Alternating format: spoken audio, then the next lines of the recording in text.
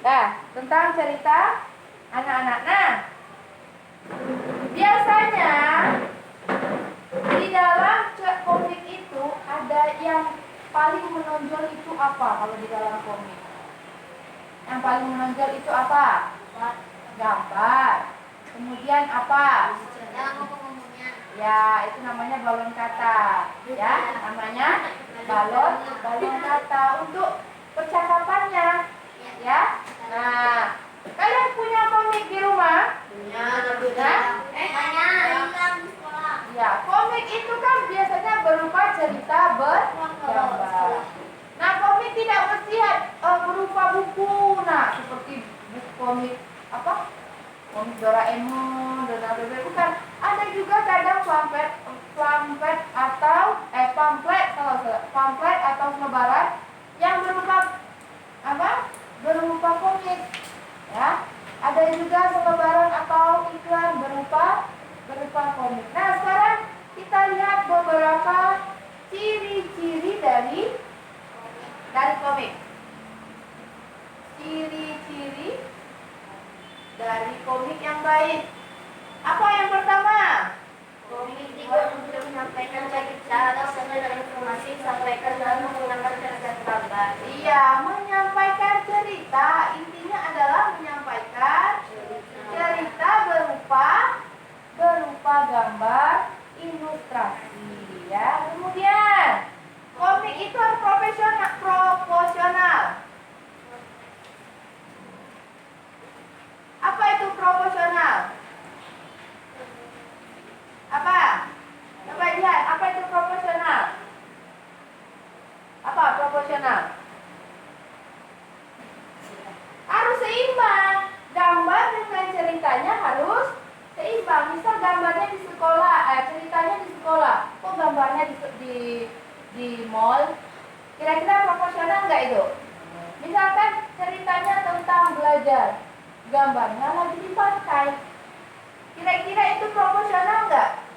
Ya, jadi harus proporsional. Jadi seolah-olah yang membaca itu terlibat langsung dalam cerita tersebut. Kemudian apa lagi? Menggunakan bahasa percakapan. Nah, itu tadi kata Ustazah, kata Kalila ada yang tulisan-tulisan. Itu namanya percakapannya melalui balon kata. Ya, namanya balon kata, taruh di atas ini kan. Nah, itu ya. Kemudian bahasanya itu juga harus bahasa yang mudah dipahami, ya. Nah, kemudian biasanya komik itu bisa juga dapat bersifat kepahlawanan. Nah, bersifat kepahlawanan. Seperti Doraemon, pahlawan nggak Doraemon tuh? Hah? Doraemon tuh pahlawannya siapa? Nobita. Iya, Doraemon tuh pahlawannya Nobita. Kemudian penggambaran watak karakternya sederhana, ya. Biasanya pahlawannya yang baik hati. Kemudian ada biasanya cerita tentang Nobita anak yang suka tidur, malas belajar. Doraemon yang baik hati biasanya. Kenapa Ustazah Doraemon itu biasanya komik yang sering kita jumpai adalah komik Doraemon. Nah, biasanya juga, nah ini komik itu biasanya sifatnya lucu atau menghibur, ya, biasanya menyediakan atau berupa humor. Jarang komik itu ceritanya serius, nak. Ada enggak? Ada enggak? Ya, biasanya komik itu ceritanya mengenai cerita lucu yang mudah disampaikan kepada pembacanya, ya. Nah, itu mengenai komik. Nah, Ustazah ulas dulu. Kalau komik tadi kan seperti ini, berarti dia harus ada gambar. Nah, di komik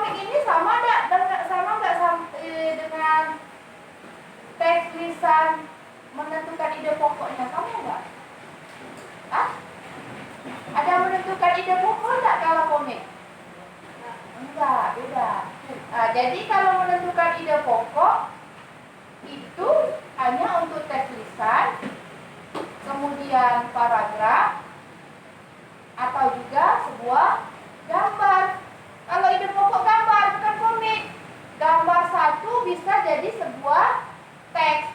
Bisa kita tentukan ide pokoknya menggunakan apa kata Ustazah kemarin? Iya, kita menggunakan kalimat tanya, yaitu adik sehingga. Teks lisan itu apa? Iya, teks percakapan. Paragraf itu terdiri dari berapa kalimat? Iya, jadi jangan lagi disuruh buat paragraf, tapi menyalin judul untuk semuanya. Ya, untuk semua, jangan lagi. Jadi paragraf itu bagaimana Ustazah? Paragraf itu terdiri dari lebih dari satu kalimat. 3 kalimat boleh Ustazah, boleh. 2 kalimat boleh Ustazah, boleh kalau dia panjang. Ini kalau 1 kalimat itu biasanya judulnya. Bagaimana kita mau menentukan ide pokoknya? Sedangkan ide pokok itu ada kalimat utama dan kalimat penjelas itulah yang bisa kita tentukan ide pokoknya. Kalau tidak ada, itu merupakan kalimat pembandingnya. Kalau dia satu kalimat, mana kalimat penjelas untuk pembandingnya? Tidak ada kan?